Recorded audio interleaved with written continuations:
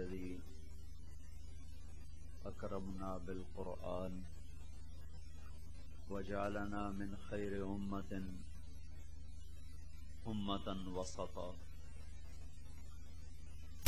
الحمد لله الذي أكرمنا بمحمد صلى الله تعالى عليه وسلم وجعله فاتحا وخاتما، وأشهد أن لا إله إلا الله وحده لا شريك له، وأشهد أن سيدنا ومولانا محمدا عبده ورسوله.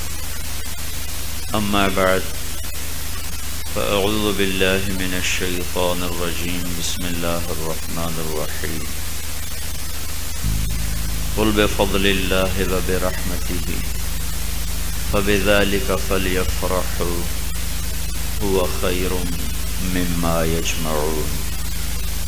وقال النبي صلى الله تعالى عليه وسلم: من يرد الله به خيرا يفقهه في الدين. وقال النبي صلى الله تعالى عليه وسلم: إن هذا الخير خزائن لتلك الخزائن مفاتيح، فطوبى لعبد جعله الله مفتاحا للخير ومغلاقا للشر، وويل لعبد جعله الله مفتاحا للشر ومغلاقا للخير، أو كما قال صلى الله تبارك وتعالى عليه وسلم.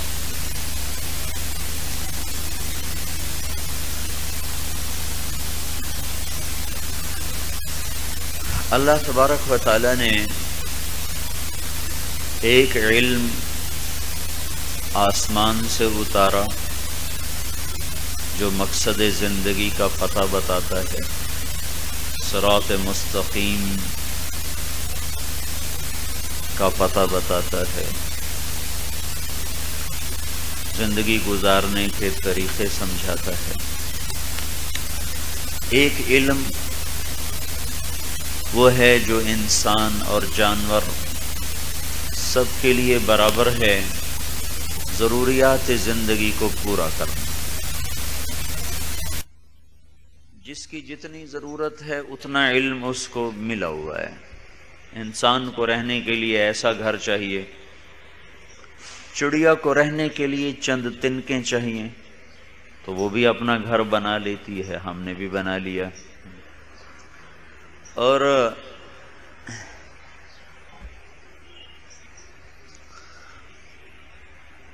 انسان کو پہننے کے لیے کپڑا چاہیے، اور ان پرندوں کو، جانوروں کو اللہ تعالیٰ نے خود ہی کپڑے پہنا دیے، وہ ان کے کپڑے خراب ہی نہیں ہوتے۔ ہمارا کپڑا تو ہر دوسرے دن بدلنا پڑتا ہے، ان کے کپڑے خراب ہی نہیں ہوتے، بس جو ایک دفعہ پہنا بس وہی پہنا ہوا ہے۔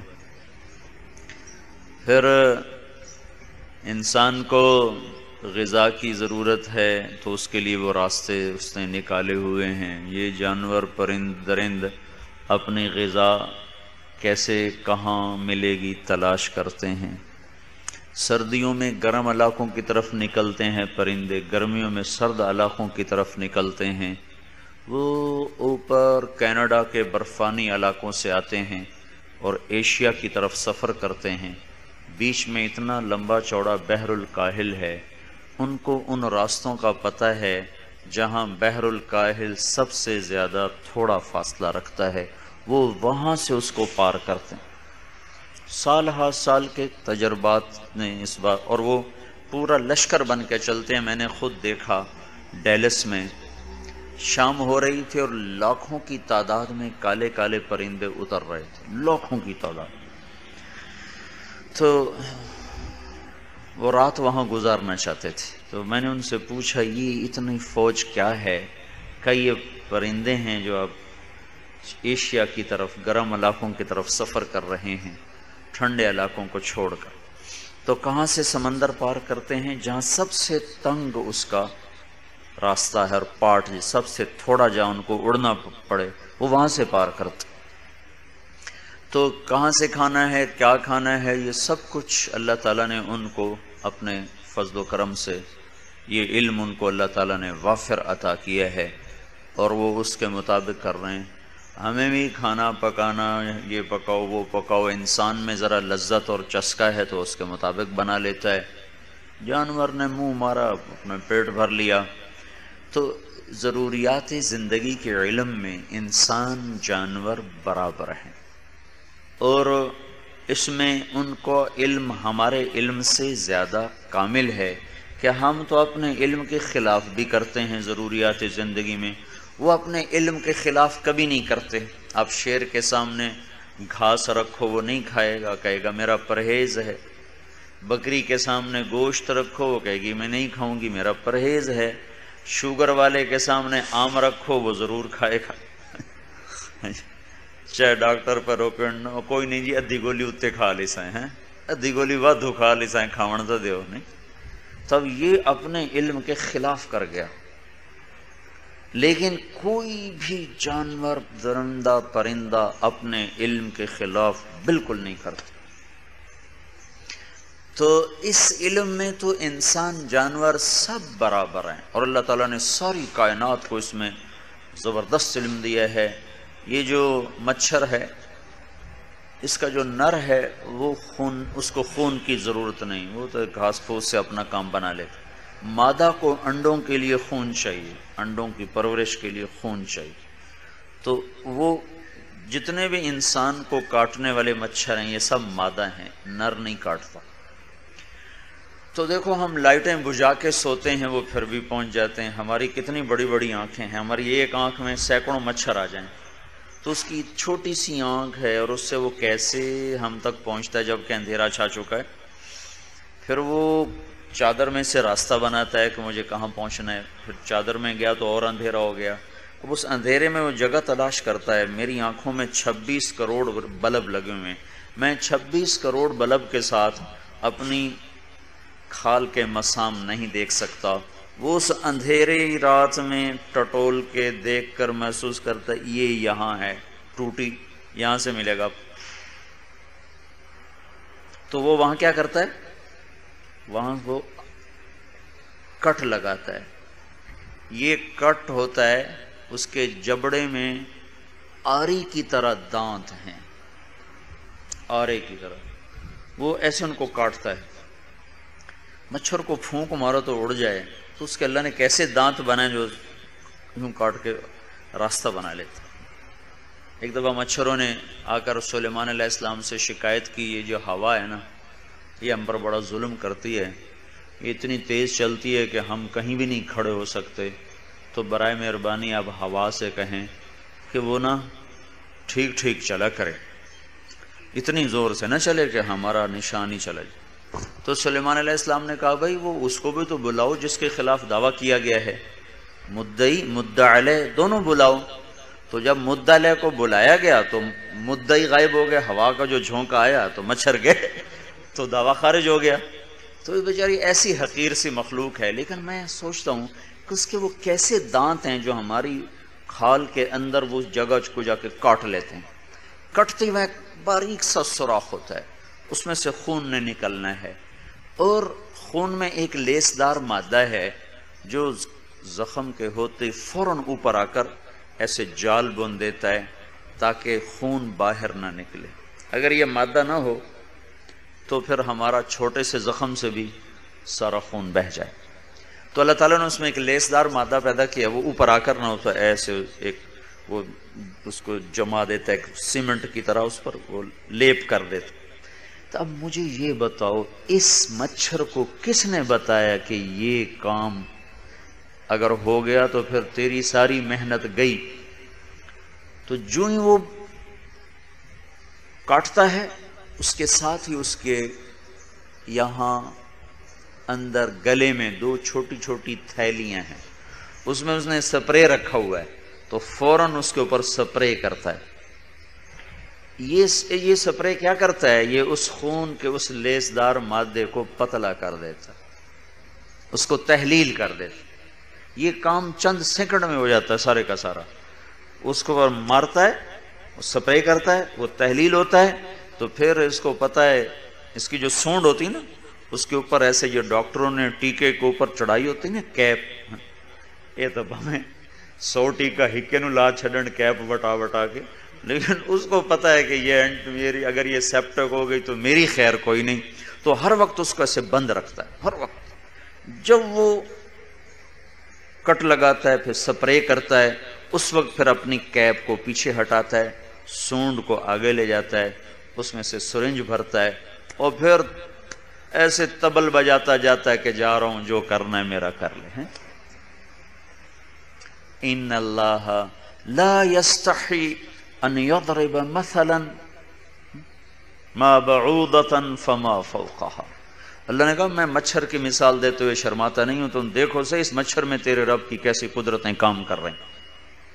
تو اس ضرورتوں کے علم میں ترقی کرنے سے انسان جانوروں پرندوں کی صف سے آگے نہیں نکل سکتا.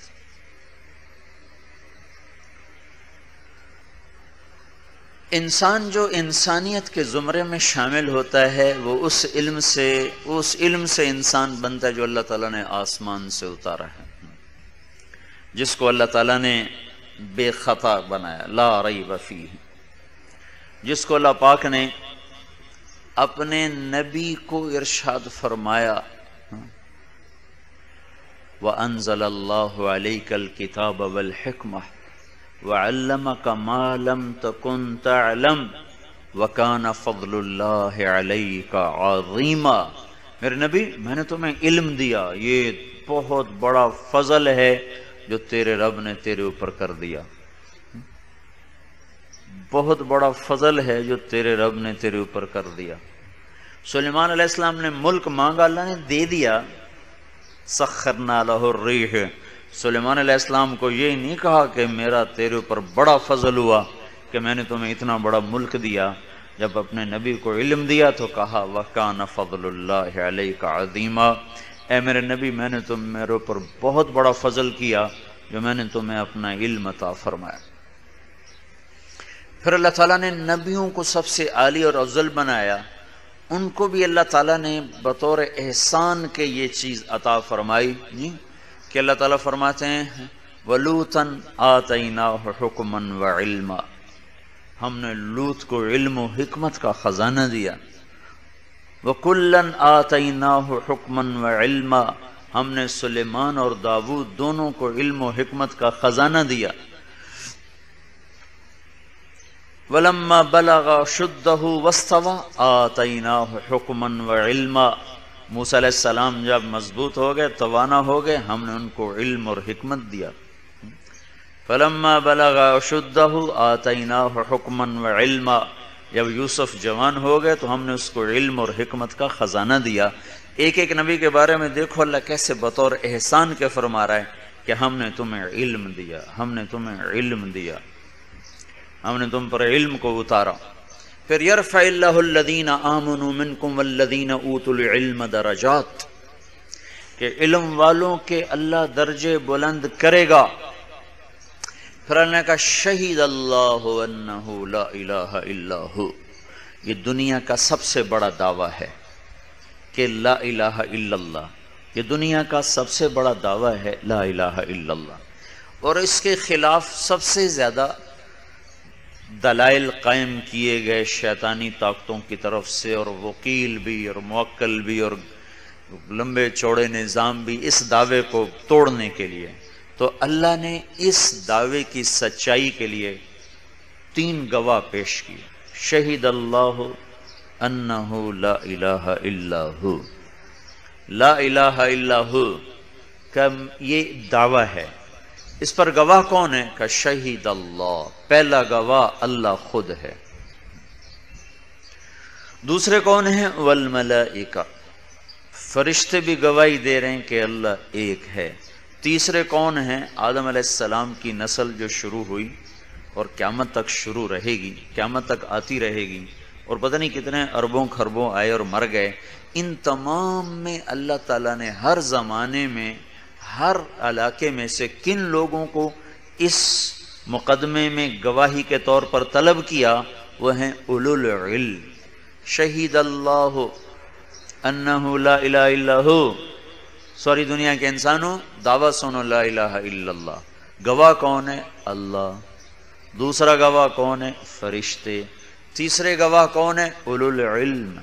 اولو العلم، علم والے گواہ ہیں کہ اللہ ایک ہے، علم والے گواہ ہیں کہ اللہ کے سوا کوئی معبود نہیں ہے۔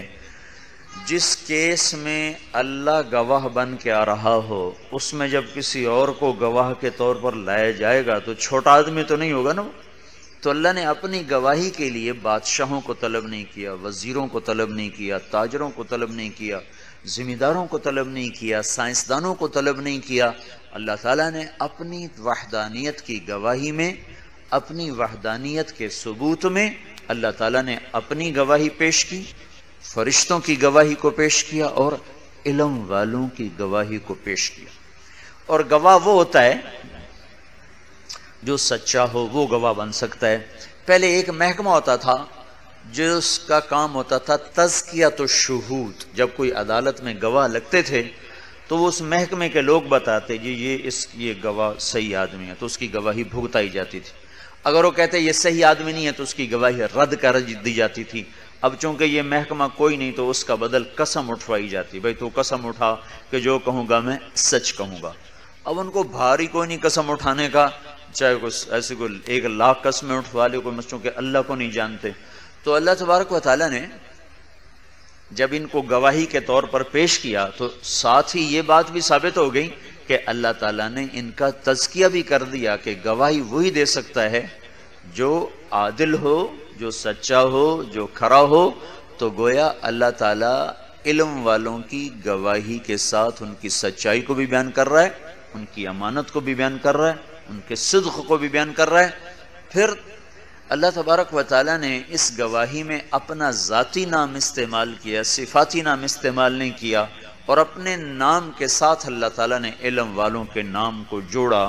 یہ شہید جب یہ آیت اتری تھی، اس آیت کے ساتھ 12,000 فرشتے آئے تھے۔ یہ رات کو آیت اتری تھی شہید المکہ میں، اس آیت کے ساتھ 12,000 فرشتے آئے تھے۔ اور جب یہ آیت اتری تھی تو مکے کے سارے بت دھڑم سے زمین پہ جا گرے تھے، اوندھے منہ زمین پہ گر گئے تھے۔ تو اللہ تعالیٰ نے اپنی وحدانیت کی گواہی کے لیے علم والوں کو طلب کیا، تاجروں ذمہ داروں کو طلب نہیں کیا۔ پھر اللہ تبارک و تعالیٰ نے ایک بڑی خوبصورت بات کہی۔ لوگوں کو بہت سی چیزوں پہ فخر ہوتا ہے، کہتا ہے میں تاجر ہوں، میں ڈاکٹر ہوں، میرا ہسپتال ہے، میرا کارخانہ ہے، میری زمینیں ہیں، میں PhD ہوں، میں سائنسدان ہوں، میں صدر ہوں، میں وزیر ہوں۔ بہت سی نسبتیں ہیں جن پر لوگ فخر کرتے ہیں۔ تو اللہ ہمیں کہہ رہا ہے میں تمہیں بتاؤں کس چیز پہ فخر کرنا ہے، کس چیز پہ خوش ہونا ہے؟ قل بفضل اللہ وبرحمتہ۔ فضل سے مراد ایمان ہے اور رحمت سے مراد علم ہے۔ ابن القیم رحمۃ اللہ علیہ نے کہیں اس کو نقل کیا ہے کہ فضل سے مراد ایمان ہے اور رحمت سے مراد علم ہے۔ فَبِذَلِكَ فَلْيَفْرَحُوا۔ جب لوگ کہیں گے نا میں بڑی اچھی انگریزی بولنے والا ہوں، یہ بڑی اچھی انگریزی بولتی ہے، اس نے تو ماسٹر کیا ہوا ہے، اس نے تو PhD کیا ہوا ہے، اور اس نے وہ کیا کہتا ہے کمپیوٹر کیا ہوا ہے، ہر کوئی اپنا اپنا فخر کرے گا نا۔ تو میرا اللہ کہہ رہا ہے میں تمہیں بتاؤں تم کس چیز پر فخر کرو، تم میرے علم پر اور میرے دیے ہوئے ایمان پر فخر کرو۔ فَبِذَلِكَ فَلْيَفْرَحُوا، صرف اسی کے ساتھ فخر کرنا اور کوئی چیز قابل فخر نہیں ہے۔ هُوَ خَيْرٌ مِّمَّا يَجْمَعُونَ، ساری دنیا کے مال دولت ڈگریاں، ساری دنیا کے مال و متاع اسباب، اس سے بہتر ہے جو اللہ نے تمہیں علم دیا، جو اللہ نے تمہیں ایمان دیا، یہ اس سے بہت زیادہ بہتر ہے اور بہت زیادہ بڑھ کر ہے۔ نبیوں کو علم دیا تو بطور احسان کے بتایا، وَمَن يُؤْتَ الْحِكْمَةَ فَقَدْ أُوتِيَ خَيْرًا كَثِيرًا، جس کو ہم نے علم جس کو حکمت ملی اس کو سب کچھ ملا، بہت کچھ ملا۔ اور کیا ہے، ایک شاعر کا شعر ہے کہ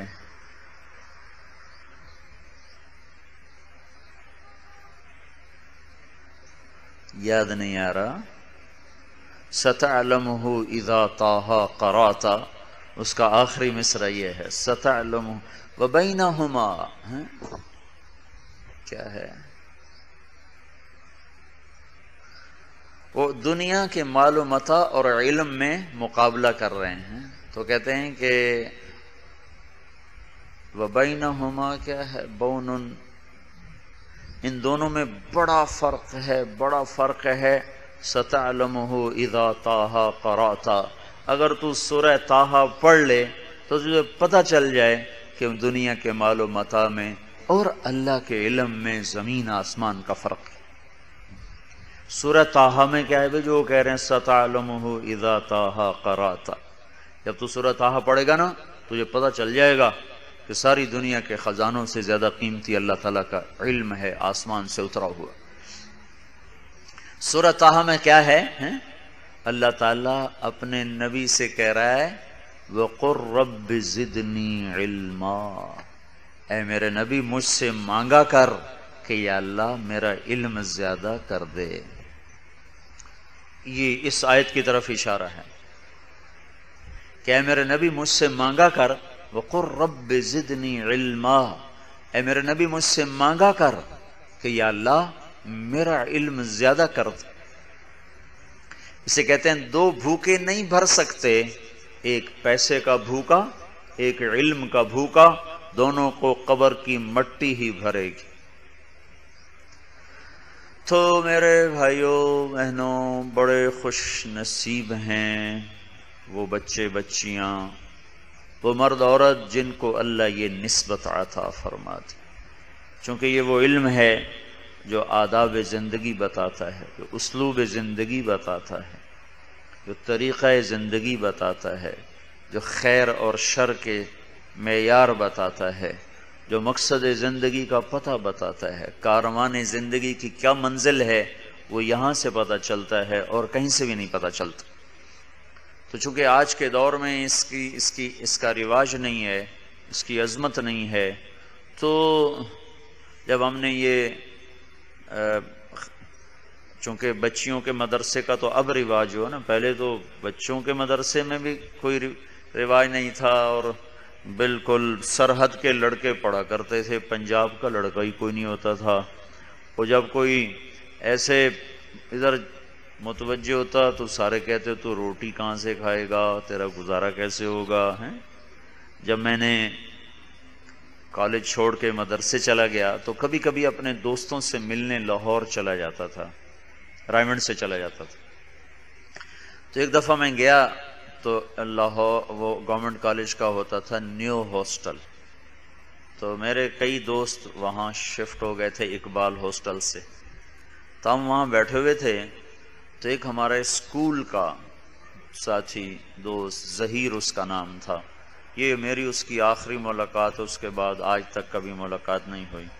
وہ آیا، وہ اس وقت میڈیکل کالج کے 3rd ایئر میں تھا، KE میں پڑھتا تھا، اور میرا ادھر کوئی دوسرا سال تھا، پورا یاد نہیں۔ تو میں سامنے سامنے بیٹھے تھے، تو وہ مجھ سے کہنے لگا یہ تیرا کیا حال ہو گیا ہے؟ میں نے کہا بس اللہ کا فضل ہو گیا ہے۔ کہنے لگا کیا کر رہے ہو؟ میں نے کہا میں رائمنڈ میں پڑھ رہا ہوں۔ کیا پڑھ رہے ہو؟ دین پڑھ رہا ہوں۔ مجھ سے کہنے لگا روٹی کہاں سے کھاؤ گے؟ روٹی کہاں سے کھاؤ گے؟ میں نے کہا اللہ کھلائے گا۔ تو بڑے غصے میں بولا اللہ اوپر سے پھینکے گا تیرے اوپر۔ تو وہ ایسے ٹیک لگا کے بیٹھا تھا ایسے۔ میں نے پوچھا تو کہاں سے کھائے گا؟ تو ایسے اٹھ کے کہنے لگا میں ڈاکٹر بن رہا ہوں۔ مطلب ہے میں تو نبض تے ہاتھ رکھ کے 500 چھل لینا، مینو تو پیسے سیلاب جان، تو روٹی کی تھکامنی۔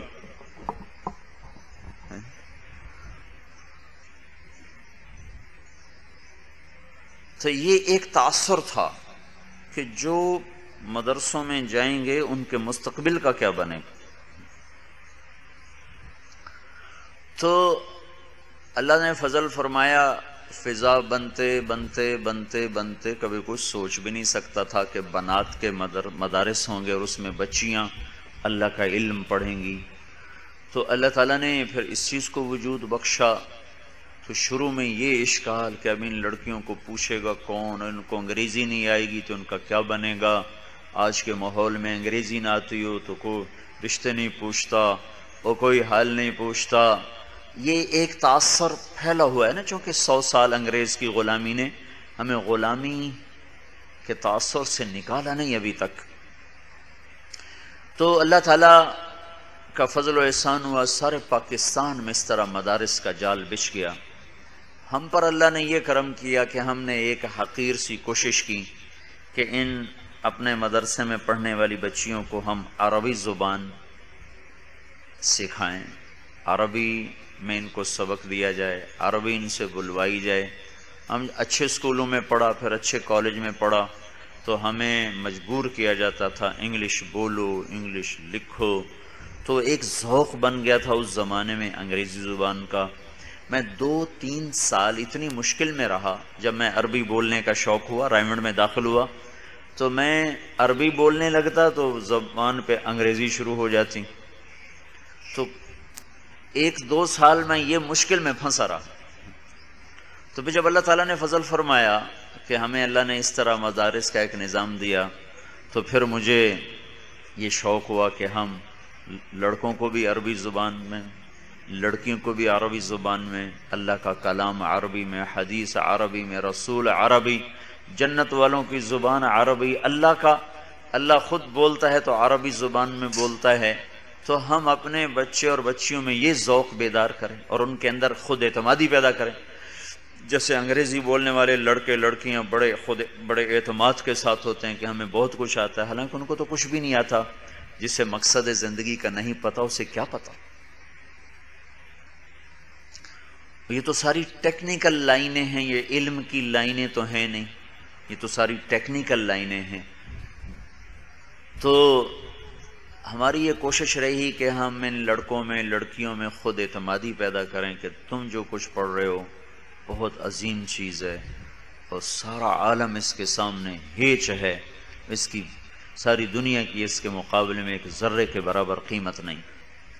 تو اللہ تعالیٰ نے فضل فرمایا، مختلف پریشانیوں سے نکلتے ہوئے اللہ پاک کا احسان ہوا، اچھی معلمات مل گئیں، اچھے معلم مل گئے، محنت کرنے والے، صرف وقت پورا کرنے والے نہیں بلکہ واقعتاً اپنا کام سمجھ کے جان کھپانے والے مل گئے۔ انہوں نے کوشش کی، جہد کی۔ تو یہ ہماری ایک حقیر سی کوشش کے بعد ایک چھوٹا سا نقشہ اللہ نے ہمیں وہ عطا کیا کہ چند بچیاں ہمارے مدرسے سے اب اس آج کے دن فارغ ہو رہی ہیں۔ یہ فراغت نظام کے لحاظ سے ہے نہ کہ کام کے لحاظ سے۔ مرتے دم تک آدمی سیکھتا ہے، مرتے دم تک آدمی پڑھتا ہے، مرتے دم تک اس کی طلب بڑھتی رہتی ہے۔ جب موسیٰ علیہ السلام گئے تھے نا خضر علیہ السلام سے سیکھنے کے لیے، تو یہ وہ زمانہ ہے جب تورات اتر چکی تھی۔ تورات پہلی آسمانی کتاب ہے جو اللہ تعالیٰ نے اتاری، صاحب تورات ہو کر پھر وہ سیکھنے کا۔ تو سیکھنے کا زمانہ تو موت تک ہے۔ امام احمد بن حنبل رحمۃ اللہ علیہ وہ ایک دفعہ قلم دوات اور کاغذ لے کے بھاگ رہے تھے، تو ایک آدمی نے پکڑ لیا، کہا حضرت کب تک بھاگتے رہو گے ایسے؟ وہ کوئی محدث آئے تھے تو ان سے سننے جا رہے تھے، حالانکہ خود وہ اپنے وقت کے امام بن چکے تھے۔ تو انہوں نے پوچھا حضرت یہ کب تک ایسے بھاگتے رہو گے؟ تو انہوں نے فرمایا موت تک بھاگتے ہی رہوں گا، موت تک بھاگتے ہی رہوں گا۔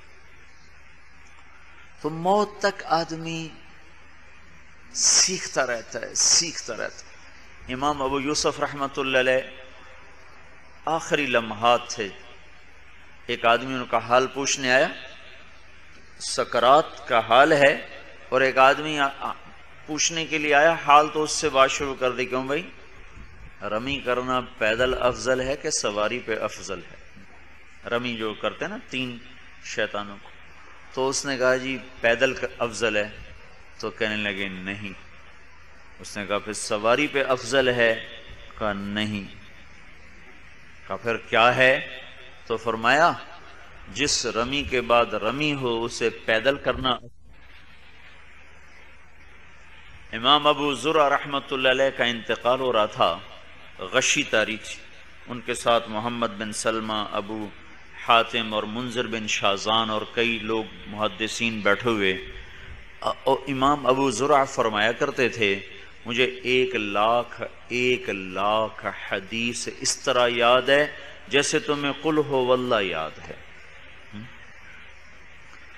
تو ان کو خیال آیا کہ اب ان کو تو انتقال ہو رہا ہے، تو ان کو کلمہ پڑھایا جائے، کلمے کی تلقین ہوتی ہے، قریب بیٹھ کر لا الہ الا اللہ کہتے ہیں۔ تو انہوں نے بڑا عجیب طریقہ اختیار کیا۔ ابو حاتم نے حدیث کی سند پڑھی، محمد بن سلمہ نے کہ حدثنی ضحاک عن ابی عاصم عن صالح بن ابی غریب عن کثیر ابن مرۃ الحضرمی۔ یہ حدیث کی سند ہے، اتنا پڑھ کے چپ ہو گئے۔ تو اس کے بعد ابو حاتم نے اپنی سند کو پڑھا، حدثنی بندار عن ابی عاصم عن صالح ابن ابی غریب عن عبد الحمید ابن جعفر عن صالح ابن ابی غریب عن کثیر ابن مرۃ الحضرمی، اور یہ کہہ کر وہ بھی چپ ہو گئے۔ یہ دونوں کی آواز کان میں تو جا رہی تھی، لاشعور میں جا رہی تھی، تو اسی غشی میں ان کی زبان چالو ہو گئی، اور وہ انہوں نے کہنا شروع کیا حدثنی ابو عاصم عن عبد الحمید ابن جعفر عن صالح ابن ابی غریب عن کثیر ابن مرۃ الحضرمی۔ یہاں آ کر وہ پہلے دو تو چپ ہو گئے تھے، یہ آگے چلے، ہے غشی، ہوش نہیں ہے، غشی، آگے چلے ہیں۔ عن معاذ ابن جبل رضی اللہ تعالی عنہ قال قال رسول اللہ صلی اللہ علیہ وسلم من کان آخر کلامہ لا الہ الا اللہ دخل الجنہ۔ یہ کہا اور جان نکل گئی۔ او قال حرمہ اللہ علی النار۔ یہ حدیث کو پورا پڑھا، اب کلمہ بھی پڑھا، حدیث بھی پڑھی، اور انتقال بھی ہوا، دونوں چیزیں جمع ہو گئیں، تو مرتے دم کیا آخری سانس تک کوئی فارغ نہیں۔ ایک ہمارے بزرگ تھے بھائی حمایت اللہ صاحب ملتان کے، وہ باتیں بڑی حکمت کی کیا کرتے تھے، خاندان عالی اور یو پی کے بڑے تہذیب یافتہ، وہ تھے تاجر اس کے چمڑے کے۔ تو ایک جگہ انہوں نے بیان کیا تو ایک عالم بیٹھے تھے، تو انہوں نے بعد میں کہا حضرت آپ کہاں سے فارغ ہیں؟ کہنے لگا میں نے سوچا جب اللہ نے میرا بھرم بنایا ہے تو میں کیوں اپنا بھانڈا کھولوں کہ میں جاہل ہوں۔ میں نے کہا بیٹا نہ تو فارغ نہ میں فارغ، موت تک کوئی فارغ نہیں۔ اس نے کہا کیا حکمت کی بات کی آپ نے۔ تو یہ جو فراغت ہے یہ تو ایک نظام سے فراغت ہے، نہ کہ علم سے فراغت۔ یہ نظام کی فراغت ہے، علم کی نہیں۔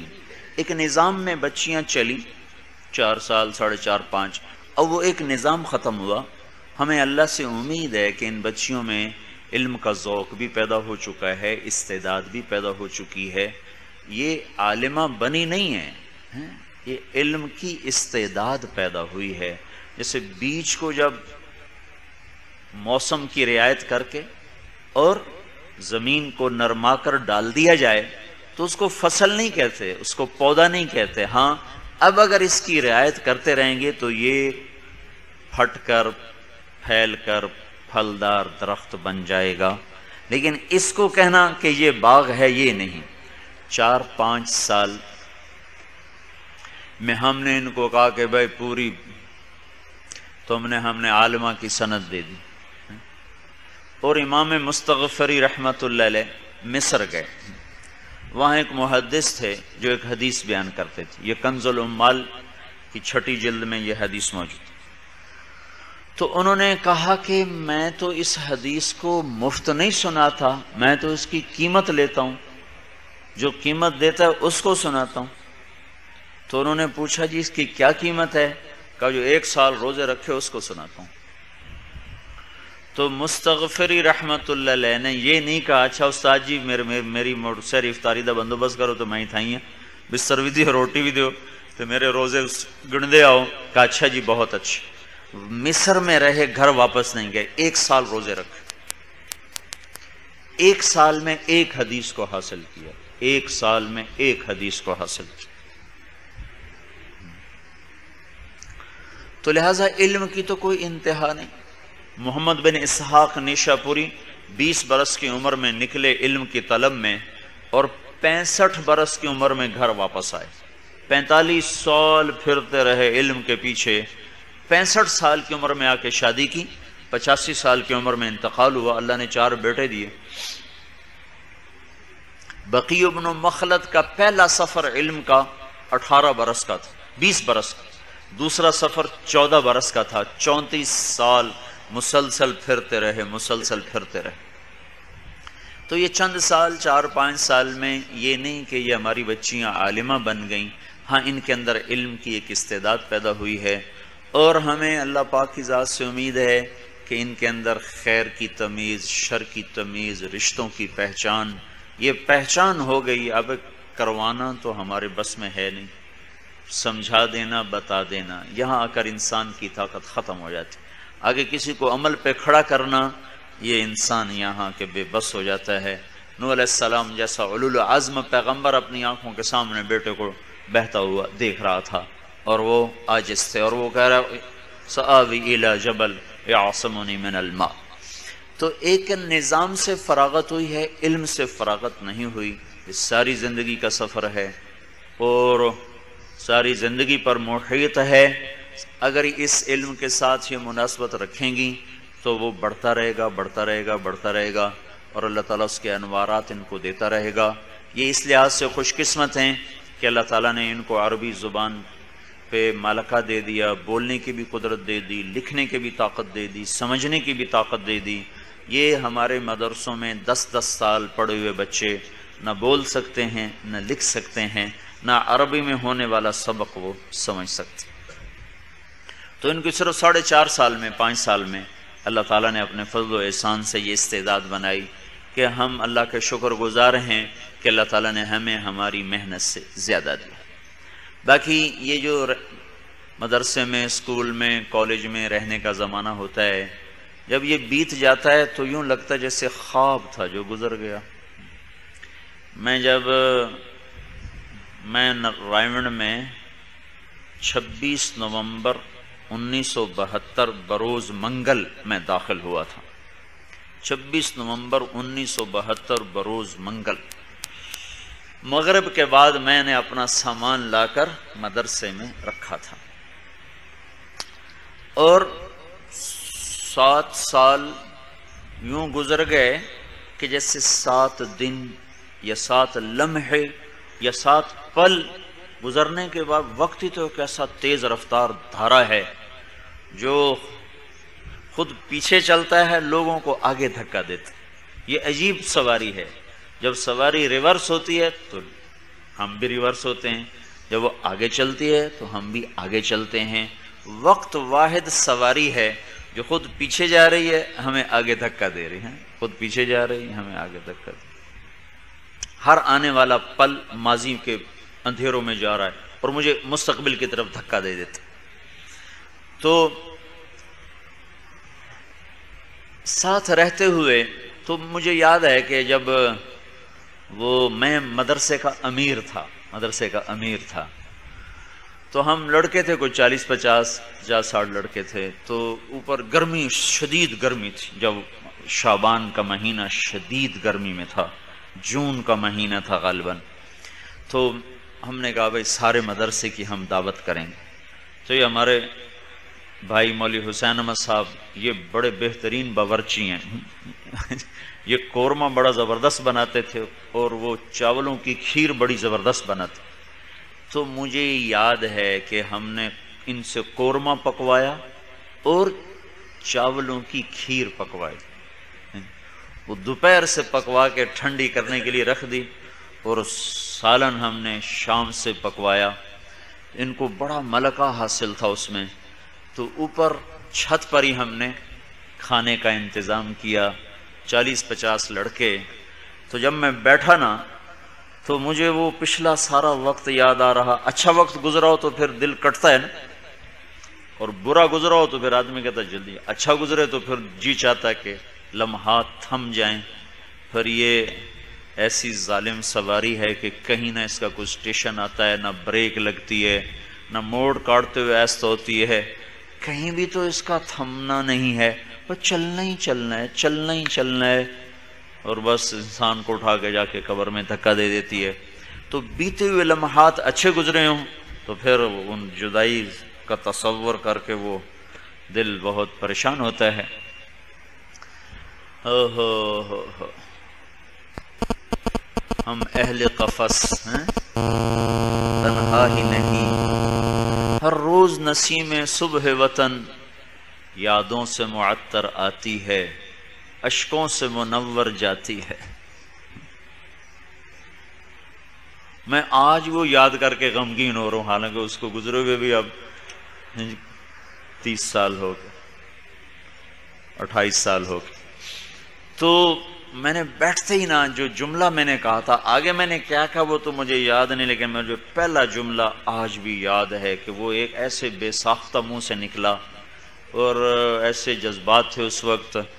تو میں نے یہ کہا تھا کہ میرے بھائیوں, ایک کشتی کے مسافر گھاٹ پہ اترنے کے بعد اور ایک آنگن میں مل کر کھیلنے والی سہیلیاں شادی کے بعد اور ایک مدرسے کے ساتھی مدرسے سے نکلنے کے بعد پھر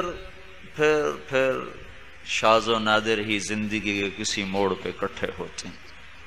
شکلیں بھول جاتی ہیں, وہ شکلیں یاد نہیں رہتی.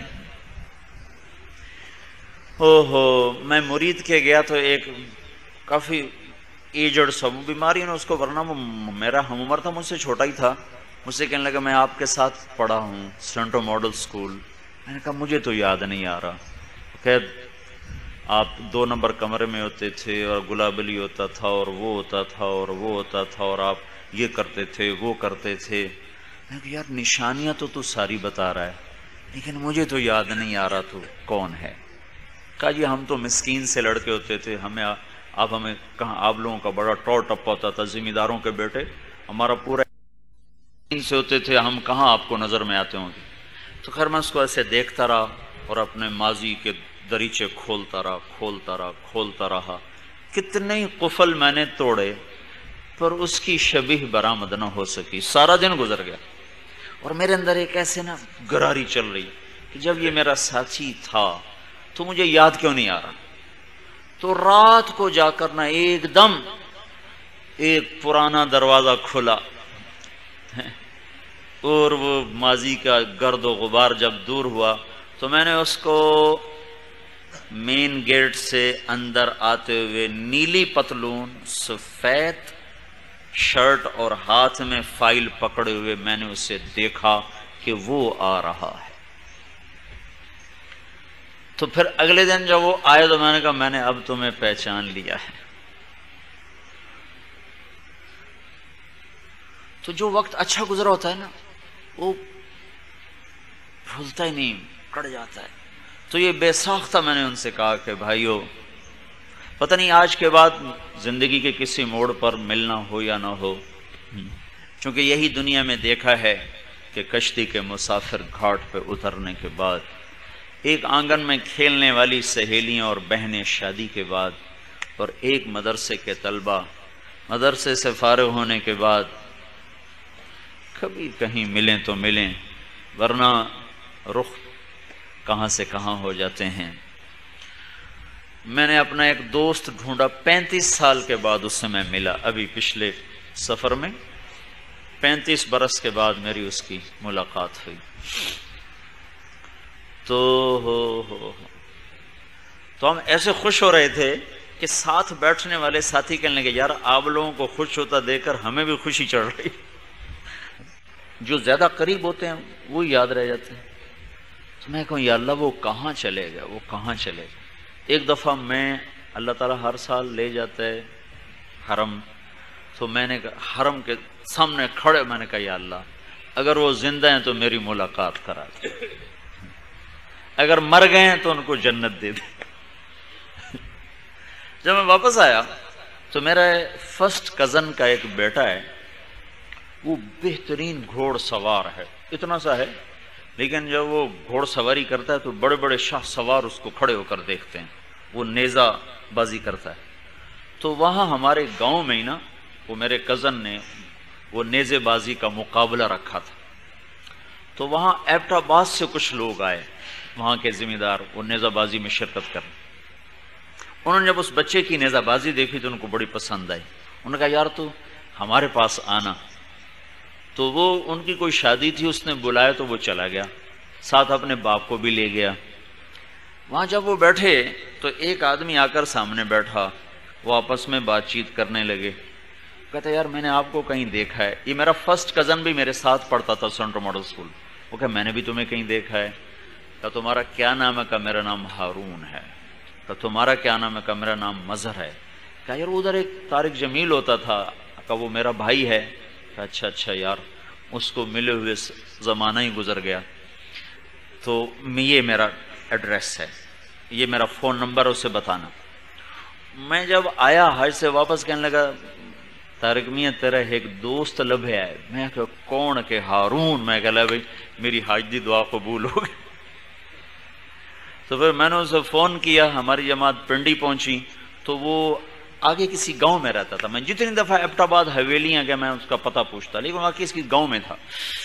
تو جب وہ آیا نا تو یہ وہ ہمارے کمرے کا انچارج ہوتا تھا، ہمارا کمرہ جو تھا 2 نمبر کمرے کا انچارج، تو یہ بہت شرارتی تھا، ہم بھی شرارتی تھے۔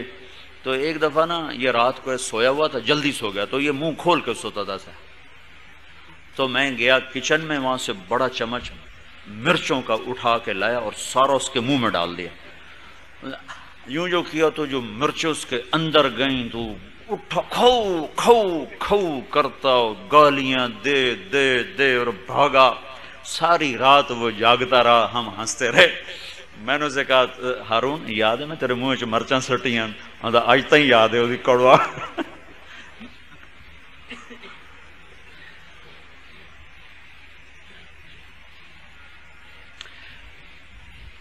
تو ایسے اللہ کا شکر ہے ہمارے ان بچیوں نے بڑا اچھا وقت گزارا ہے۔ آگے عملی زندگی میں کہاں کہاں کس کا نصیب ہے، ہمیں اللہ کی ذات سے امید ہے کہ ان کو یہ اپنا وقت یاد رہے گا۔ اب آگے ایک زندگی کی ابتدا ہے۔ ماں باپ کو فکر ہوتی ہے بچیوں کی شادیاں ہو جائیں تو اپنے گھروں میں آباد ہو جائیں، تو پھر ایک نئی زندگی شروع ہوتی ہے، ایک نئی ذمہ داری شروع ہوتی ہے۔ تو جب تک شادی نہ ہو ماں باپ کی خدمت کریں، ماں باپ کی دعا لیں۔ میں نے اس دفعہ ایک ایسا عجیب واقعہ سنا کہ زندگی بھر ایسا نہیں نہ دیکھا نہ سنا۔ ہماری جماعت گئی میلسی، وہاں بڑے ذمہ دار ہیں، ان کا بیٹا مجھ سے کہنے لگا کہ میری آج تک کوئی دعا رد نہیں ہوئی، حالانکہ وہ نماز بھی کوئی پڑھتا ہے کوئی چھوڑ دیتا ہے۔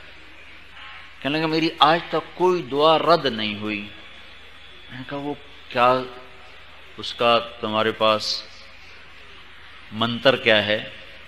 ان کا میں روزانہ اپنے ماں باپ کو دباتا ہوں جب وہ لیٹتے ہیں، پھر ان کے پاؤں کی طرف بیٹھ کر ان کے پاؤں دباتا ہوں، پھر ان کو چومتا ہوں، پھر اپنے منہ پہ ملتا ہوں ان کے پاؤں، اور جب مجھے کوئی مشکل پیش آئے تو ان کے قدموں میں بیٹھ کر ان کے پاؤں چوم کر اپنے منہ پہ مل کر پھر میں ہاتھ اٹھاتا ہوں۔ آج تک میری کوئی دعا رد نہیں ہوئی۔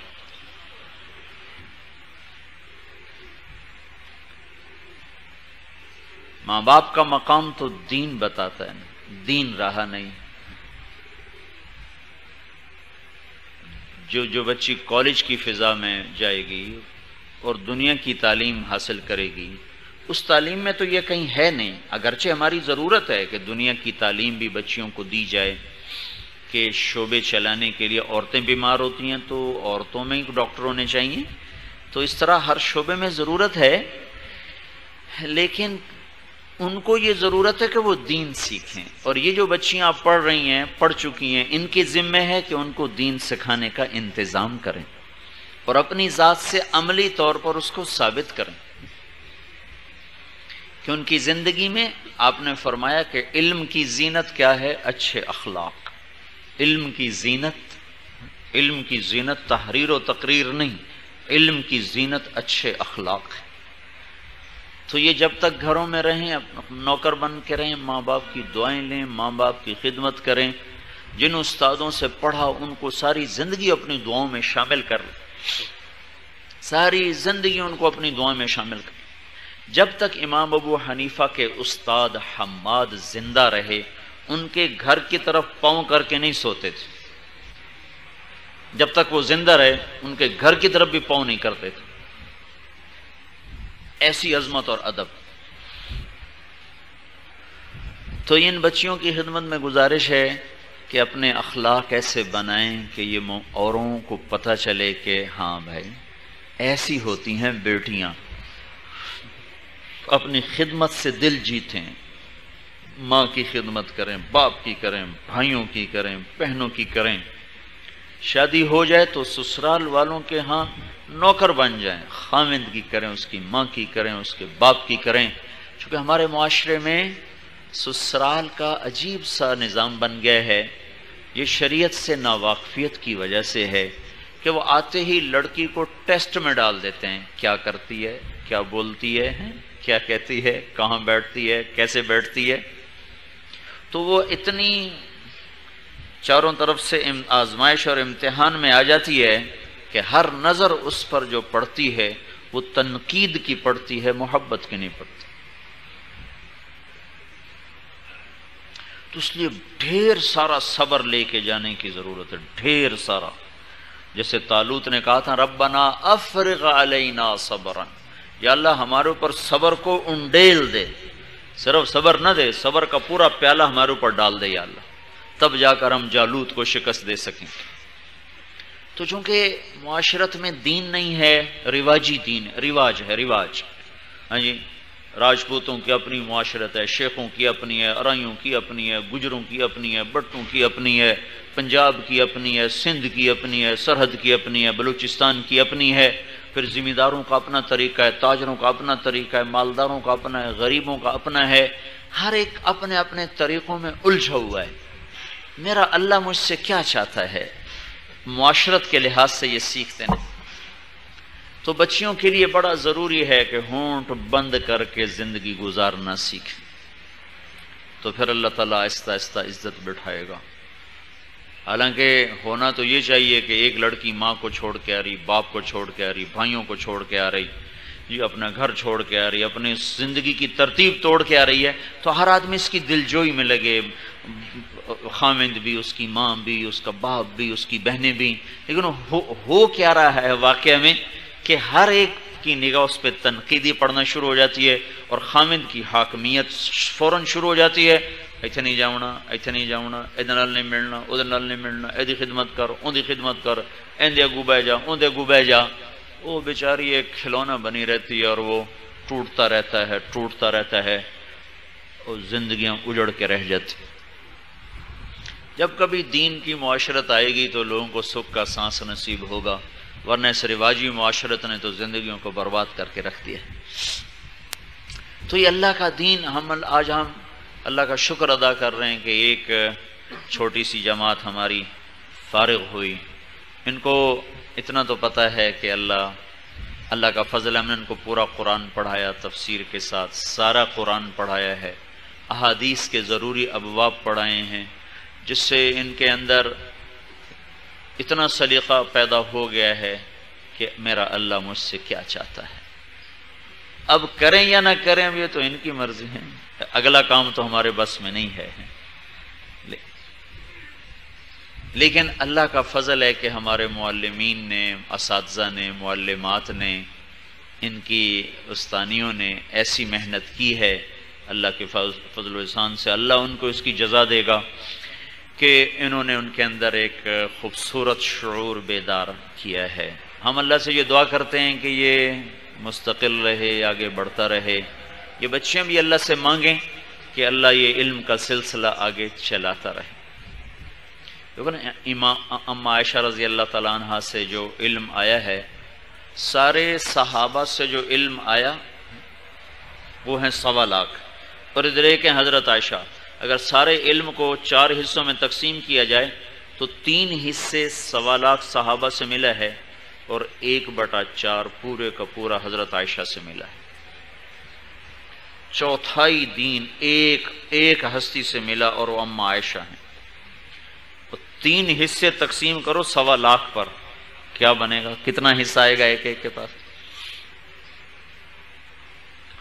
تو اللہ تبارک و تعالیٰ نے، اور ڈاکٹر امجد صاحب کو اللہ جزا دے، تو اس سے بھی اگلا قدم اٹھایا ہے. ان کے مدرسے کی بچیاں تو آگے ماشاءاللہ وہ تخصص کر رہی ہیں فقہ میں اور افتاء سیکھ رہی ہیں. مفتی تقی عثمانی صاحب سے بات ہو رہی تھی تو انہوں نے بتایا کہ ان کو بچیاں کو فتوے دیے جاتے ہیں، ان کو نکالتی ہیں اور افتاء کا باقاعدہ کورس کر رہی ہیں. تبلیغ کے ذریعے سے اللہ تعالیٰ نے کن کن گوشوں میں جا کر روشنی کو پھیلایا، یہ بڑے عجیب آج اپنی آنکھوں سے دیکھ رہے. تو بھائی ان بچیوں کو بھی مبارک ہو، ان کے معلمات کو بھی، ان کے والدین کو بھی. بس یہ گزارش ہے کہ بس جیسے اللہ اور اس کے رسول کا پیغام پڑھا ہے ویسے زندگی گزارنے کی کوشش کرنا. انسان ہیں، کبھی خطا ہو جائے تو پھر اللہ سے معافی مانگ لیں، کبھی کوئی اونچ نیچ ہو جائے تو اللہ پاک سے کہ دربار میں توبہ کر لینا، تو اللہ اپنے فضل سے انشاءاللہ معاف کر دے گا. اور جو ماں باپ ہیں بھائی ان کے لیے بھی مبارک ہے کہ ان کے لیے صدقہ جاریہ ہوگا. میں دیکھتا تھا نا اپنی بچیوں کو پڑھتے ہوئے تو مجھے خوشی ہوتی تھی کہ اللہ شکر ہے تیرے قرآن کو سوچ رہی پڑھ رہی. ہاں جی، یہ ان کو بھی اجر مل رہا ہے، ہمیں بھی اجر مل رہا ہے، لکھنے پر بھی اجر، سوچنے پر بھی اجر، پڑھنے پر بھی اجر. یہی ہم نے ان کو دنیا پڑھائی ہوتی تو نہ لکھنے کا اجر نہ پڑھنے کا اجر.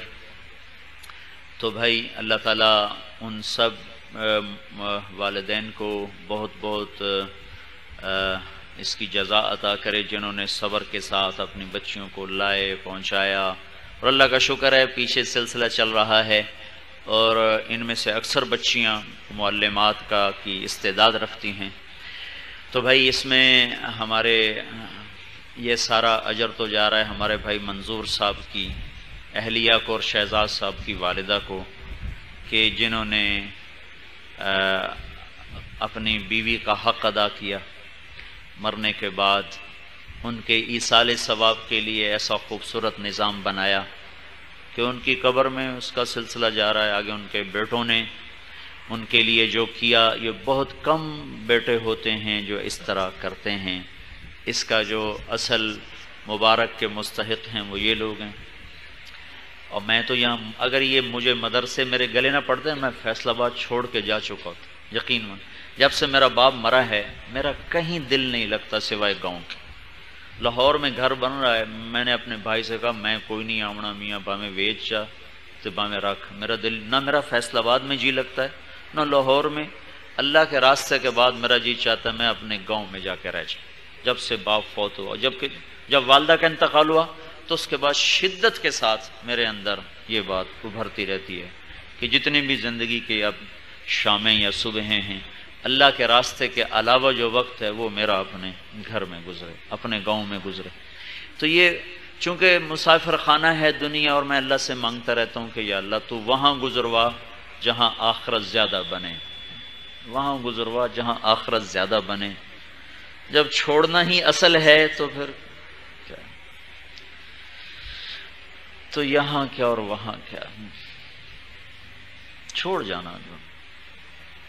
تو پھر میں کہتا ہوں یا اللہ جہاں زیادہ سے زیادہ تو راضی ہو اور زیادہ سے زیادہ آخرت بنے، تیرے دین کو نفع ہو، وہاں وقت گزروا دے، چاہے وہ طبیعت کے خلاف ہو چاہے طبیعت کے وہ موافق ہو. تو یہ ٹکے کی میری یہ میاں انور صاحب نے زبردستی مجھے پلاٹ دلوا دیا، ورنہ میرا وہ بھی ان کو ہیرا پھیری کا ارادہ تھا. میں نے ان کو 25,000 دے دیا تھا، میں نے لینا کوئی نہیں تھا. میں کہا چلو جاندی کرو میں کوئی نہیں لینا. وہ مجھے بعد میں پتہ چلا انہوں نے اپنی طرف سے پیسے بھرا کے، میں کہا بھائی ہوں تو پھنس گئے، ہوں تو دینا پڑے گا. اگر یہ پیسے نہ بھرتے تو میں نے پلاٹ بھی نہیں لینا تھا. تو انہوں نے زبردستی کی اور وہ 1 کنال کا ٹوٹا فیصل آباد میں میرے نام کا ہے. باقی میری یہاں کوئی رغبت نہیں، کوئی کاروبار نہیں، کوئی دلچسپی نہیں. یہ مدرسے اللہ نے مجھے دے دیے، یہ میرا ایک بڑا زبردست کاروبار بن گیا. اب اللہ کا میں شکر ادا کرتا ہوں کہ بھائی وہ سکھ نو دھکا لگ گئے تو چھوڑ چاہ لے آئی میں سکھ حالا کملا پڑھتا نہیں کہتا میں نے کہیں دھکا دیتا ہے یہ گل تو میں کوئی نہیں کی میں ٹھیک ہے ایسا ہی کیتا ہے لیکن گل ساری وہ سکھ کھا لیے تو میں اللہ کا شکر ادا کرتا ہوں جس نے دھکا دے دیا اور یہ زبردستی اتنے خیر کی شکلوں میں اللہ تعالیٰ نے مصروف کر دیا. میں خیال بھی کبھی نہیں آیا تھا کس طرح بنات کے مدرسے اور بچوں کے مدرسے اور اس میں عربی کا ماحول اور اس طرح عرب اساتذہ مل جائیں گے اور ایسے اچھے مدرس مل جائیں گے. یہ بس اوپر سے اس کا غیبی نظام ہے. آپ اس نے کر کے ٹھپا ہمارے نام کا لگا دیا کیا کرایا سارا اسی نے ہے صرف ٹھپا ہمارا لگا ہوا اور کچھ بھی نہیں سچ کچھ. تو بس یہ ایک دلچسپی ہے کہ بھئی اللہ تعالیٰ نے ایک سلسلہ خیر کا چلایا ہوا ہے اللہ کرے یہ چلتا رہے. تو یہ بھائی شہزاد کو ان کے والد کو اللہ تعالیٰ جزا دے انہوں نے ہاں جی میرے پیچھے پڑھ پڑھ کے جی اس کو آپ سنبھالو اس کو آپ سنبھالو اس کو آپ سنبھالو. میں سوچوں میں اتنا سفری آدمی ہر وقت سفر سفر سفر میں اپنا گھر نہیں سنبھال سکا میں مدرسے کہاں سنبھالوں.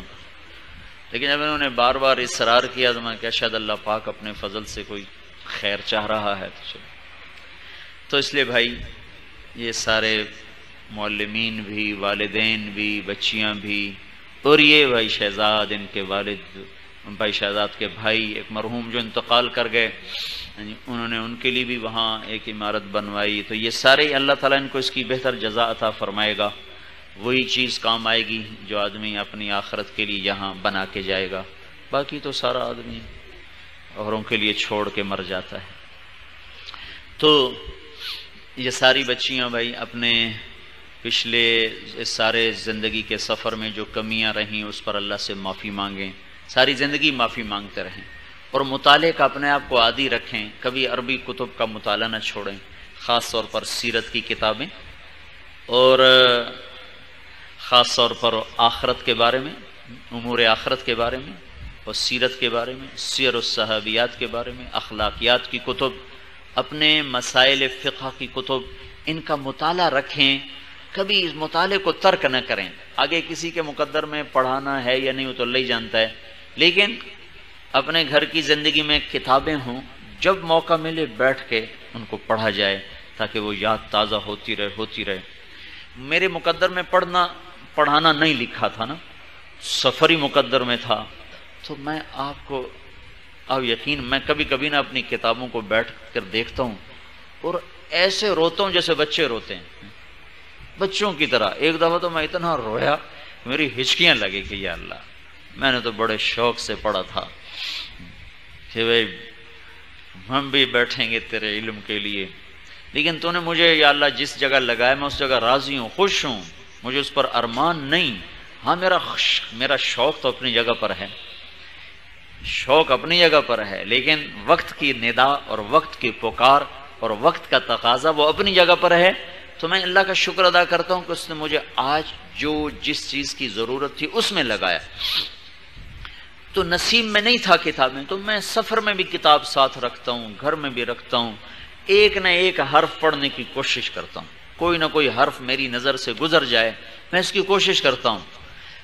اب اسفار اور لوگوں کی ملاقاتوں نے میری انفرادی زندگی کو درہم برہم کر دیا لیکن اس کے باوجود میں کوشش کرتا ہوں کہ کوئی نہ کوئی چیز نظروں سے گزرتی رہے. تو ان بچیوں سے بھی عرض کرتا ہوں کہ پتہ نہیں کس کے مقدر میں پڑھانا ہے کس کے مقدر میں نہیں ہے لیکن اتنا ضرور کرنا کہ ان کتب کو اپنی زندگی کا ساتھی بنانا اور ان سے استفادہ کرتے رہنا ذاتی طور پر ان کا مطالعہ جاری رکھنا. تو اللہ پاک تمہاری اس نعمت کو تر و تازہ رکھے گا اور اس میں ہمیشہ تازگی رہے گی. اور باقی بھائی سارے مدرسین بھی اللہ کا شکر بھی ادا کریں معلمات بھی اور استغفار بھی کریں کہ جیسے ہم نے ان بچیوں پر محنت کرنی تھی وہ ہم سے نہ ہو سکی جیسے کرنی چاہیے تھی وہ نہ ہو سکی. وہ بچیاں بھی استغفار کریں کہ جیسے پڑھنا چاہیے تھا ویسے نہ ہو سکا. اللہ سے یہ مانگیں کہ اللہ تعالیٰ ذریعہ بنا دے اور اللہ تعالیٰ پہلے آخر رابعہ بھی تو ایک خاتون ہی تھی ہیں کیسے اب امام حسن بصری اس وقت تک وازنے شروع کرتے تھے جب تک رابعہ بصری اس میں آ کے بیٹھ نہیں جاتی تھی. عورتیں بھی آتی تھی نا سننے کے لیے الگ پردے میں تو فرمایا کرتے تھے میری سمجھنے والا بھی تو کوئی ہو.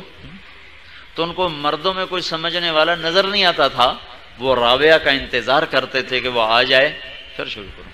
اور حالانکہ عورت ہونے کے ناطے ان میں ایک خوبی کوئی نہیں، وہ خاندان کی غلام ہے، غلامی تو بڑا عیب ہے، اور نسل کے لحاظ سے وہ کالی ہیں، اور کالا ہونا عورت کا بڑا عیب ہے، اور شادی کے لحاظ سے وہ بانجھ ہیں، بانجھ عورت سے کون شادی کرے، اور مال ہر عیب کو چھپا دیتا ہے، پیسہ ہو تو ہر عیب چھپ جاتا ہے، فقیر کی غلام کی بیٹی کے پاس پیسہ کہاں سے آئے گا؟ تو چار بڑے عیب، غلام ہیں، کالا رنگ ہے، بانجھ ہیں، اولاد کے قابل نہیں ہے، پیسہ بھی کوئی نہیں ہے۔ لیکن میں 1300 سال کے بعد بھی ان کا آج تذکرہ کر رہا ہوں، آپ کو سنا رابعہ ایسی اور رابعہ ایسی ہیں۔ ان کا رات کو انتقال ہوا تو اپنی خادمہ سے کہنے لگی بس مجھے اسی میں کفن دے دینا، یہ جو میں تہجد میں جو کپڑا پہنتی تھی اسی میں کفن دے دینا، پڑوس کے چند آدمیوں کو بلا کے مجھے دبا دو، صبح لوگوں کو بتانا، کسی کو اعلان نہ کرنا۔ تو ان کا انتقال ہوا تو انہوں نے جلدی سے آس پاس کے لوگوں کو بلا کے دفن کر دیا۔ اگلے دن خواب میں اپنی خادمہ کو ملی اور کہا تیرا بڑا بڑا شکریہ، تو نے میری وصیت پر عمل کیا۔ انہوں نے سبز پوشاک پہنی ہوئی تھی، تو انہوں نے پوچھا آپ کی وہ آبا کہاں گئی، وہ جو آپ جس میں کفن دیا تھا؟ کہ وہ اللہ نے اتار دی اور یہ پہنا دیا، اور وہ اللہ نے سنبھال کے رکھ لی ہے، جب قیامت کے دن میری نیکیاں تولی جائیں گی تو اس کو بھی اس میں رکھ کے تولا جائے۔ کہنے لگے آپ کے ساتھ قبر میں کیا ہوا؟ کب منکر نکیر آئے تھے، کہنے لگے مر رب کی، تیرا رب کون ہے؟ تو میں نے کہا سبحان اللہ، 40 سال جس کو نہ بھولی، 4 ہاتھ زمین میں آ کر اس کو بھول جاؤں گی جو مجھ سے پوچھنے آ رہے ہو کہ میرا رب کون ہے۔ تو کہنے لگے اس سے کیا پوچھنا، چلو بھائی واپس چلیں، وہیں سے واپس ہو گئے۔ تو بھائی اللہ کرے یہ ساری بچیاں رابعہ بصری بن جائیں، بنایا تو اللہ نے تھا نا، تو اللہ ان کو بھی بنا دے۔ سب بھائی دعا کر لیتے ہیں اللہ پاک ان کا مستقبل اچھا کرے اور بھائی کمی کوتاہیاں معاف کرے اور صدقہ جاریہ بنائے۔ درود شریف پڑھ لو۔ اللہم لک الحمد کما انت اہلہ وصلی علی سیدنا و مولانا محمد کما انت اہلہ وفعل بنا ما انت اہلہ انک اہل التقوی و اہل المغفرہ۔ ربنا آتنا فی الدنیا حسنۃ وفی الآخرۃ حسنۃ وقنا عذاب النار۔ اللہم انا نسألک علما نافعا ورزقا واسعا وشفاء من کل داء۔ رب ذوالجلال، اے شہنشاہوں کے شہنشاہ، اے ساری دنیا کو علم دینے والے، حلم دینے والے، تیرے فضل و احسان سے میرے مولا ایک حقیر سی کوشش شروع ہوئی، وہ مختلف مراحل سے گزرتے گزرتے آج ایک ٹوٹی پھوٹی شکل ہم نے تیرے سامنے پیش کی ہے میرے آقا۔ ہم اس قابل کہاں کہ ہم تجھے کہیں کہ اسے قبول فرما۔ ہمیں پتہ ہے میرے مولا ان سارے سالوں میں، مہینوں میں کوئی ایک دن بھی ایسا نہیں جس پر ہم میرے مولا اعتماد کے ساتھ کہہ سکیں کہ یہ ہم نے بالکل تجھے راضی کرنے کے لیے کیا اور تیرے شایان شان کیا۔ میرے مالک ہمارے پاس ایک عمل بھی ایسا نہیں ہے، لیکن تو نے فضل کیا، کرم فرمایا، ہماری کوتاہیوں کو چھپاتا رہا اور ہمارے عیوب کو اوروں سے تو چھپاتا رہا، اور تو خیر کی شکلیں اپنے فضل سے وجود میں لاتا رہا۔ آج ایک حقیر سی کوشش یا اللہ اور اس کا ثمرہ وجود میں آیا ہے میرے مولا۔ جیسے یوسف علیہ السلام کے بھائیوں نے کہا تھا جئنا ببضاعۃ مزجاۃ فأوف لنا الکیل وتصدق علینا ان اللہ یجزی المتصدقین۔ میرے مولا ہم بھی یہ ایک مختصر سی پونجی لے کر تیرے در میں حاضر ہوئے ہیں، تیرے دربار میں حاضری دینے کے لیے آئے ہیں میرے مولا۔ یہ بضاعۃ مزجاۃ ہے میرے مولا، تو یا اللہ تو بھی اوف لنا الکیل کا فیصلہ کر دے، وتصدق علینا۔ میرے مولا یوسف کے بھائیوں نے یوسف علیہ السلام سے مانگا تھا فاوف لنا الکیل وتصدق علینا۔ میرے مولا یہ حقیر سی پونجی، یہ کھوٹے سکے ہم تیرے دربار میں پیش کر کے یا اللہ تیرے در میں تیرے ہی قرآن والی دعا تیرے سامنے پیش کرتے ہیں۔ فاوف لنا الکیل وتصدق علینا، ہمیں پورا پیمانہ بھر کے دے میرے مولا، پورے ہماری جھولیاں بھر کے ہمیں دے، اور ہم پر اپنے رحم کرم فضل کا صدقہ فرما۔ یا اللہ تو ہی ہے میرے مولا سب کو یا اللہ دینے والا، تیرے خزانوں میں کمی نہیں آتی میرے مولا۔ یہ چند یا اللہ، چند یا اللہ میرے مولا، یا اللہ کوئی لفظ سمجھ میں نہیں آ رہا کس لفظ سے تعبیر کیا جائے، بس ہماری یہ چند الٹی سیدھی لکیریں ہیں میرے مولا جو ہم کاغذ پہ لگاتے رہے، تو اسے لفظ بنا کے لوگوں کو دکھاتا رہا۔ آج وہ میرے مولا نقش بن کے دھندلا سا مدھم سا ابھرے ہیں، ہم بھی سائل بن کر تیرے در پر آ گئے ہیں کہ ہماری یہ حقیر محنت قبول کر لے۔ ان کے معلمین معلمات، ان کے والدین، خود ان کو تو شرف قبولیت عطا فرما۔ اور میرے مولا جیسے تو نے ہمیں فرمایا ہے اما السائل فلا تنہر، کہ سائل کو ٹھکرایا نہ کرو، آج ہم تجھے تیرے اسی بول کا واسطہ دیتے ہیں میرے مولا کہ اما السائل فلا تنہر۔ یہ ہماری بچیاں بھی آج تیرے در پر سائل ہیں، ان کے والدین بھی تیرے در پر سائل ہیں، ان کی معلمات اور معلمین بھی یا اللہ تیرے در پر سائل ہیں، اور ہم تجھے یا اللہ تیری بات کا واسطہ دیتے ہیں کہ اما السائل فلا تنہر، ہم بھی سائل بن کر آئے ہیں، تو ہمیں دھتکار نہ دے، ہمیں ٹھکرا نہ دے، ہمیں محروم نہ فرما۔ میرے مولا ابراہیم علیہ السلام نے 125 سال کی محنت کے بعد تیرے در پر حاضر ہو کر یہ کہا تھا ربنا تقبل منا، کہ اے میرے مولا میری یہ محنت اس قابل نہیں کہ پیش کروں، پر تو اپنے فضل سے قبول فرما۔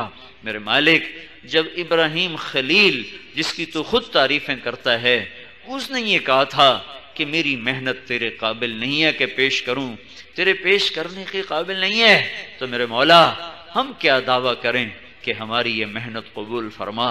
یہ وہی الٹی سیدھی لکیریں ہیں جنہیں دیکھ کر ہم اپنے بچوں کو کہتے ہیں تو نے بڑا اچھا لکھا ہے اے بادشاہوں کے بادشاہ۔ ہم نے اور اس مختصر سے قافلے نے چند سالوں میں کچھ الٹی سیدھی لکیریں لگا کر آج تیرے در پر کاپیوں کو پیش کیا ہے۔ یا اللہ تو کہہ دے کہ جاؤ جاؤ بڑا اچھا لکھا ہے، حالانکہ تو جانتا ہے کچھ بھی نہیں لکھا ہوا، سب الٹی سیدھی آڑی ترچھی لکیریں ہیں۔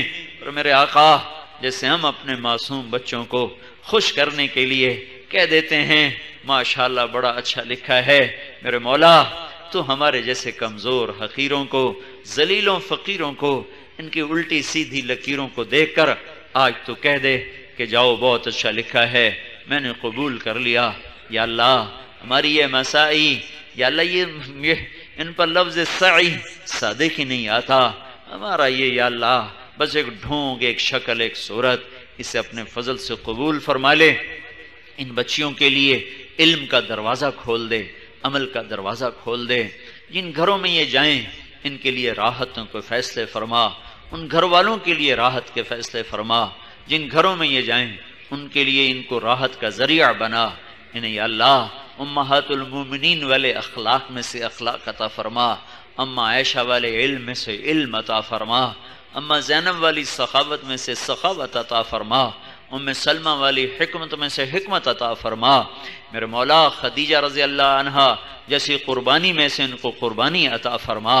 اے میرے مولا ان کے اگلی زندگیوں کی گھاٹیاں بھی آسان کر دے، ان کو والدین کی آنکھوں کی ٹھنڈک بنا دے، اپنے اساتذہ والدین کے لیے صدقہ جاریہ بنا دے، جو پیچھے بچیاں آ رہی ہیں میرے مولا ان کو بھی شرف قبولیت عطا فرما، کوئی پہلی صف میں ہے، کوئی اس سے آگے ہے، کوئی اس سے آگے ہے، ان سب کو صفات قبولیت سے مزین فرما۔ یہ جتنا مجمع آیا ہوا ہے ان سب کو قبول فرما، جنہوں نے اس کے لیے کوشش کی ان کو قبول فرما۔ اے میرے مولا، اے میرے آقا، یقیناً تیرے فضل شامل حال ہوگا تو ان بچیوں سے آگے خیر کے سلسلے چلیں گے، ورنہ تو بے پرواہ ہے میرے آقا، تو کب کسی کا محتاج ہے، ہم تیرے محتاج ہیں۔ ان بچیوں میں سے کسی ایک کو بھی محروم نہ کرنا، ان سب کو میرے مولا خیر کے پھیلنے کا ذریعہ بنانا، یہ نیک اولاد کا ذریعہ بنانا، شر کے دور ہونے کا ذریعہ بنانا۔ یا اللہ جو عورتیں تیرے دین سے دور ہیں ان کے تیرے قریب ہونے کا انہیں ذریعہ بنانا۔ یا اللہ جو تجھے بھلا چکی ہیں، یا اللہ انہیں ایسا میرے مولا قبولیت کا مقام عطا فرما کہ یہ ساری امت کی عورتوں کو تیرا پیغام پہنچانے والی بن جائیں، تیری پہچان کرانے والی بن جائیں۔ اور یا اللہ تو تو ہمارے اس حقیر سے مدرسے کو بھی قبول فرما، جتنے بنات کے مدرسے ہیں سب کو قبول فرما، پڑھنے والی ساری بچیوں کو قبول فرما، پڑھانے والوں کو قبول فرما، کمی کوتاہیاں معاف فرما۔ کوئی ایسا میرے مولا ہم سے جرم ہوا ہو جس پر تو ناراض ہو گیا ہو تو آج ہمارا معاف کر دے، کوئی ایسا ہم سے قدم اٹھ گیا ہو جس پر تو ناراض ہو گیا ہو تو آج ہمیں معاف کر دے، کوئی ایسا قول فعل عمل جو ہمارے سے سرزد ہوا ہو اور تیری طرف سے خیر کا دروازہ بند ہونے کا یا اللہ فیصلہ ہو چکا ہو تو وہ معاف کر دے اور ہمارے لیے خیر کے دروازے کھول دے۔ یا اللہ ہمیں اپنی محبت سے بھر دے، اپنی معرفت سے بھر دے، اپنی شرف قبولیت ہمیں عطا فرما دے۔ یا اللہ ہم سب سے راضی ہو جا، ہمیں اپنے سے راضی کر لے۔ میرے مالک ربنا آتنا فی الدنیا حسنہ وفی الآخرۃ حسنۃ وقنا عذاب النار۔ اے میرے مولا تو بھائی منظور صاحب نے اپنی اہلیہ کے لیے، بھائی شہزاد احسان نے یا اللہ اپنی ماں کے لیے یہ ایک صدقہ جاریہ بنایا، تو یا اللہ ان کو اس کا اجر و ثواب بھی پہنچا، ان کا بھائی ان کے پاس اپنی ماں کے پاس پہنچ گیا، اس کو بھی اس کا اجر و ثواب عطا فرما۔ اور میرے مولا تو مالداروں کو کہ مال کو اپنے دین کے لیے قبول فرما، تاجروں کو سخاوت، مالداروں کو سخی بنا دے، غریبوں کو خوددار بنا دے، حکمرانوں کو رحم دل بنا دے، قاضیوں کو عادل بنا دے، عورتوں کو حیا والا پاک دامن بنا دے، مردوں کو غیور نظروں کا جھکانے والا بنا دے۔ میرے مولا روٹھے ہوئوں کو ملا دے، بچھڑے ہوئوں کو ملا دے، روٹھے ہوئوں کو منا دے، لڑے ہوئے میں صلح کرا دے، مقروضوں کے قرض ادا کرا دے، بیماروں کی بیماریاں دور کر دے، بے آسروں کا آسرا بن جا، بے آسروں کا آسرا بن جا، ہر آفت مصیبت سے ہماری حفاظت فرما۔ ربنا آتنا فی الدنیا حسنہ وفی الآخرۃ حسنۃ وقنا عذاب النار، وصلی اللہ تعالی علی النبی الکریم، آمین برحمتک یا ارحم الراحمین۔